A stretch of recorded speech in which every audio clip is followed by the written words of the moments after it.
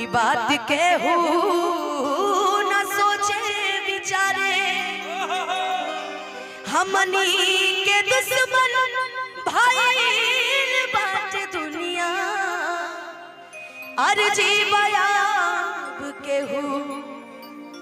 पाथर न मारे कि ना कोनो हाथ ना बजरिया से होला कि ना कोनो हाथ ना भैया बस कॉर्ड दीजिए ना टिन टिन मत कीजिए बजरिया से होला उमरिया के रोग नजरिया से होला कि कहाँ कोनो जात पा पूछे ना जियारा कि कहाँ कोनो जात पा पूछे ना जियारा सनहिया श्रृंगार हा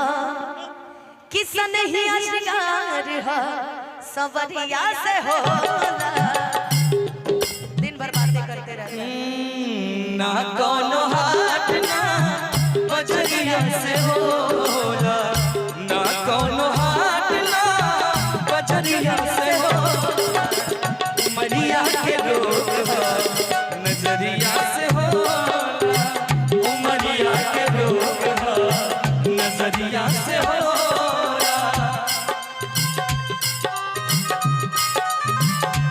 बड़े नसीबों से चुराया है मैंने किस्मत की लकीरों से मिले हो तुम हमको बड़े नसीबों से चुराया है मैंने किस्मत की लकीरों से तेरी मोहब्बत से सांसें सदा आइए मेरे गरीब होके मिले हो तुम हमको बड़े नसीबों से चुराया है किस्मत की लकीरों से उमरिया के रोग नजरिया से होला उमरिया के रोग नजरिया से होला। और हमने के बीच में एक गो दिल बाटे सीना के भीतरिया वो दिल लागल बतोरे से मेरी छोटी बहन शिल्पी के लिए जोरदार दार बासितम के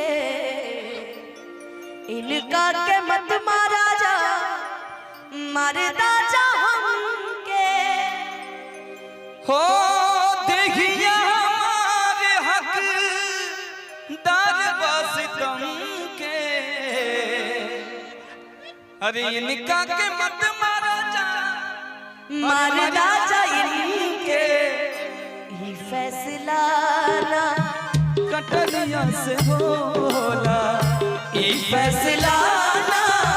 कटरिया से होला उमरिया के लोग नजरिया से होला उमरिया के लोग नजरिया से होला एक गोरिया खून बहे एक गोरिया लोर हो काहे सब काले हले करे जा कठोर हो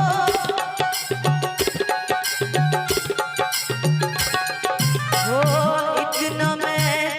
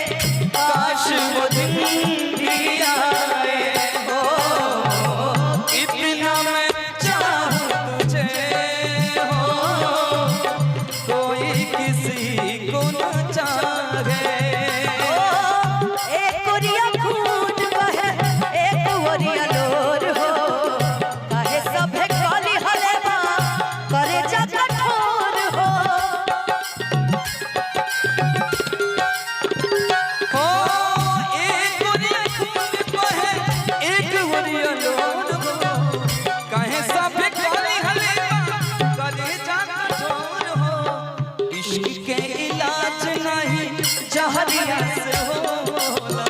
इश्क के इलाज नहीं जहरिया से होला, उमरिया के रोग